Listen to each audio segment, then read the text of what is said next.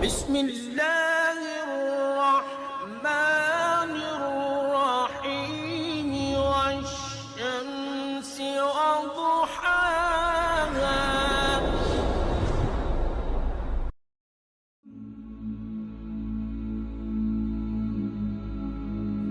Islamic hub کے معزز دوستوں، میں ہوں ماجد ملک اور اب تمام دیکھنے اور سننے والوں کو السلام علیکم. دوستوں، آج ہم ایک اور نئے سلسلے کو لے کر حاضر خدمت ہیں. آج کا موضوع حضرت خضر علیہ السلام ہے. حضرت خضر علیہ السلام کے بارے میں تفصیلات کے ساتھ جاننے کے لیے ویڈیو کو شروع سے آخر تک تسلسل کے ساتھ ضرور دیکھیے گا. معزز ناظرین گرامی، خضر ایک پیغمبر کا لقب ہے. ان کا اصل نام ابو العباس بلیہ بن ملکان ہے. قرآن کی سورہ کاف میں خدا کے ایک بندے کا ذکر ہے اور مفسرین کی اکثریت کے نزدیک اس سے مراد حضرت خضر علیہ السلام ہے. قرآن میں ہے کہ حضرت موسیٰ علیہ السلام اپنے خادم، جسے مفسرین نے یوشع لکھا ہے، کے ساتھ مجمع بحرین جا رہے تھے کہ راستے میں آپ کی ملاقات خدا کے بندے سے ہوئی.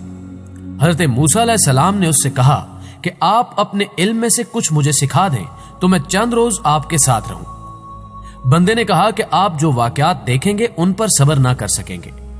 اگر آپ کو میرے ساتھ رہنا ہے تو مجھ سے کسی چیز کی بابت سوال مت کرنا.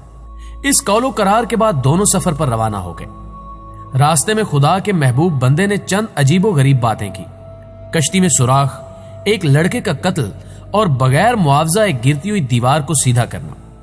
حضرت موسیٰ علیہ السلام سے صبر نہ ہو سکا اور آپ ان کی باتوں کا سبب پوچھ بیٹھے. خدا کے بندے نے سبب تو بتا دیا لیکن حضرت موسیٰ علیہ السلام کا ساتھ چھوڑ دیا. دوسرا قصہ جو حضرت خضر علیہ السلام سے منسوب ہے، ان کا سکندر اعظم کے ساتھ سفر کرنا ہے، جن میں یہ دونوں آب حیات کی تلاش میں روانہ ہوتے ہیں. سکندر ایک گھاٹی میں راہ بھول کر رہ جاتا ہے اور خضر چشمہ آب حیات پی لیتے ہیں، جس کی وجہ سے وہ قیامت تک زندہ رہیں گے. عام اعتقادات کے مطابق حضرت خضر علیہ السلام کا کام سمندر اور دریاؤں میں لوگوں کی رہنمائی کرنا ہے. عوام آپ کو خواجہ خضر بھی کہتے ہیں. بعض علماء اور پیغمبر نہیں مانتے کیونکہ اس امر کا پتہ نہیں چلتا. بعض علماء آپ کو پیغمبر نہیں مانتے کیونکہ اس امر کا پتہ نہیں چلتا کہ آپ نے کس قوم کی ہدایت کی ہو. معزز ناظرین گرامی، قرآن پاک کی سورہ کاف کی آیات نمبر 60 تا 90 میں ارشاد باری تعالیٰ ہے، اور جب موسیٰ نے اپنے شاگرد سے کہا کہ جب تک دو دریاؤں کے ملنے کی جگہ نہ پہنچ جاؤں ہٹنے کا نہیں، خواہ برسوں چلتا رہوں.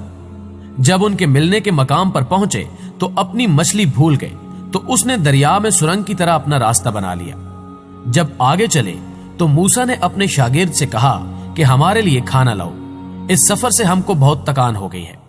اس نے کہا، بھلا آپ نے دیکھا کہ جب ہم نے پتھر کے ساتھ آرام کیا تھا تو مچھلی وہیں بھول گیا، اور مجھے آپ سے اس کا ذکر کرنا شیطان نے بھلا دیا، اور اس نے عجب طرح سے دریا میں اپنا رستہ لیا. موسیٰ نے کہا، یہی تو وہ مقام ہے جسے ہم تلاش کرتے تھے. تو وہ اپنے پاؤں کے نشانات دیکھتے دیکھتے لوٹ گئے. وہاں انہوں نے ہمارے بندوں میں سے ایک بندہ دیکھا جس کو ہم نے اپنے ہاں سے رحمت یعنی نبوت یا نعمت ولایت دی تھی اور اپنے پاس سے علم بخشا تھا. موسیٰ نے ان سے، جن کا نام خضر تھا، کہا کہ جو علم خدا کی طرف سے آپ کو سکھایا گیا ہے، اگر آپ اس میں سے مجھے کچھ بھلائی کی باتیں سکھائیں تو میں آپ کے ساتھ رہوں. خضر نے کہا کہ تم میرے ساتھ صبر نہیں کر سکو گے، اور جس بات کی تمہیں خبر ہی نہیں اس پر صبر بھی کیوں کر سکتے ہو؟ موسیٰ نے کہا، خدا نے چاہا تو آپ مجھے صابر پائیں گے اور میں آپ کے ارشاد کے خلاف نہیں کروں گا. خضر نے کہا کہ اگر تم میرے ساتھ رہنا چاہو، شرط یہ ہے مجھ سے کوئی بات نہ پوچھنا جب تک میں خود اس کا ذکر تم سے نہ کروں. تو دونوں چل پڑے، یہاں تک کہ جب کشتی میں سوار ہوئے تو خضر نے کشتی کو پھاڑ ڈالا. موسیٰ نے کہا، کیا آپ نے اس لیے پھاڑا ہے کہ سواروں کو غرق کر دیں؟ یہ تو آپ نے بڑی عجیب بات کی. خضر نے کہا، کیا میں نے نہیں کہا تھا کہ تم میرے ساتھ صبر نہ کر سکو گے؟ موسیٰ نے کہا، جو بھول مجھ سے ہوئی اس پر مواخذہ نہ کیجیے اور میرے معاملے میں مجھ پر مشکل نہ ڈالیے. پھر دونوں چلے، یہاں تک کہ راستے میں ایک لڑکا ملا تو خضر نے اسے مار ڈالا. موسیٰ نے کہا کہ آپ نے ایک بے گناہ شخص کو ناحق بغیر قصاص کے مار ڈالا، یہ تو آپ نے بری بات کی. خضر نے کہا، کیا میں نے نہیں کہا تھا کہ تم میرے ساتھ صبر نہیں کر سکو گے؟ انہوں نے کہا کہ اگر میں اس کے بعد پھر کوئی بات پوچھوں یعنی اعتراض کروں تو مجھے اپنے ساتھ نہ رکھیے گا کہ آپ میری طرف سے عذر کے قبول کرنے میں غایت کو پہنچ گئے۔ پھر دونوں چلے، یہاں تک کہ ایک گاؤں والوں کے پاس پہنچے اور ان سے کھانا طلب کیا۔ انہوں نے ان کی ضیافت کرنے سے انکار کر دیا۔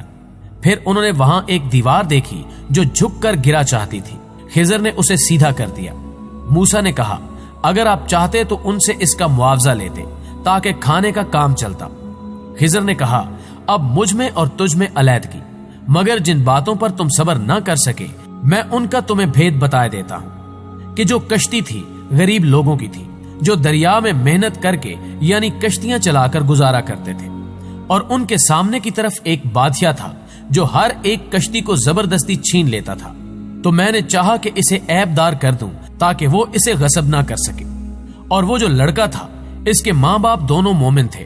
ہمیں اندیشہ ہوا کہ وہ بڑا ہو کر بد کردار ہوتا، کہیں ان کو سرکشی اور کفر میں نہ پھنسا دے، تو ہم نے چاہا کہ ان کا پروردگار اس کی جگہ ان کو اور بچہ عطا فرمائے جو پاک نیتی میں اور محبت میں اس سے بہتر ہو۔ اور وہ جو دیوار تھی سو وہ 2 یتیم لڑکوں کی تھی جو شہر میں رہتے تھے، اور اس کے نیچے ان کا خزانہ مدفون تھا، اور ان کا باپ ایک نیک بخت آدمی تھا۔ تو تمہارے پروردگار نے چاہا کہ وہ اپنی جوانی کو پہنچ جائیں اور پھر اپنا خزانہ نکالیں۔ یہ تمہارے پروردگار کی مہربانی ہے، اور یہ کام میں نے اپنی طرف سے نہیں کیے۔ یہ ان باتوں کا راز ہے جن پر تم صبر نہ کر سکے، اور تم سے ذوالقرنین کے بارے میں دریافت کرتے ہیں کہ میں اس کا کسی قدر حال تمہیں پڑھ کر سناتا ہوں۔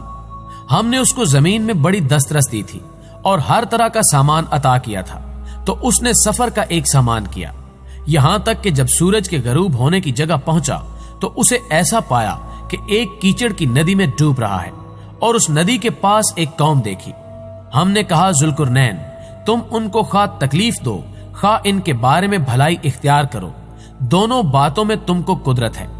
ذوالقرنین نے کہا جو کفر و بد کرداری سے ظلم کرے گا اسے ہم عذاب دیں گے، پھر جب وہ اپنے پروردگار کی طرف لوٹایا جائے گا تو وہ بھی اسے برا عذاب دے گا، اور جو ایمان لائے گا اور نیک عمل کرے گا اس کے لیے بہت اچھا بدلہ ہے، اور ہم اپنے معاملے میں اس پر کسی طرح کی سختی نہیں کریں گے بلکہ اس سے نرم بات کہیں گے۔ پھر اس نے ایک اور سامان سفر کا کیا، یہاں تک کہ سورج کے طلوع ہونے کے مقام پر پہنچا تو دیکھا کہ وہ ایسے لوگوں پر طلوع کرتا ہے جن کے لیے ہم نے سورج کے اس طرف کوئی اوٹ نہیں بنائی تھی۔ مغرور کافر مفلس مسلمان کو حقیر سمجھ کر حضرت صلی اللہ علیہ وآلہ وسلم سے کہتے تھے کہ ان کو پاس نہ بٹھائیں۔ اس پر 2 شخصوں کی کہاوت سنائی، پھر دنیا کی مثال اور ابلیس کا کبر و غرور سے تباہ ہونا بیان کیا۔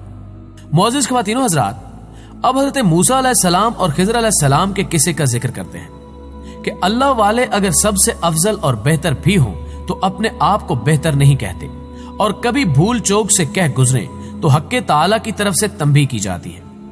حدیث میں ہے کہ حضرت موسیٰ علیہ السلام اپنی قوم کو نہایت مؤثر اور بیش بہا نصیحتیں فرما رہے تھے۔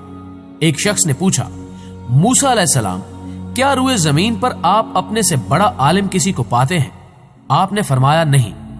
یہ جواب واقع میں صحیح تھا، کیونکہ موسیٰ علیہ السلام اول العزم پیغمبروں میں سے ہیں۔ ظاہر ہے کہ ان کے زمانے میں اسرار شرعیہ کا علم ان سے زیادہ کس کو ہو سکتا تھا، لیکن حق تعالیٰ کو ان کے الفاظ پسند نہ آئے، گو مراد صحیح تھی۔ تاہم عنوان جواب کے عموم سے ظاہر ہوتا تھا کہ روئے زمین پر من کل وجوہ اپنے کو علم الناس خیال کرتے ہیں۔ خدا کی مرضی یہ تھی کہ جواب کو اس کے علم محیط پر محول کرتے، مثلاً یہ کہتے اللہ کے مقرب و مقبول بندے بہت سے ہیں، سب کی خبر اسی کو ہے۔ تب وہی آئی کہ جس جگہ 2 دریا ملے ہیں اس کے پاس ہمارا ایک بندہ ہے جو تم سے زیادہ علم رکھتا ہے۔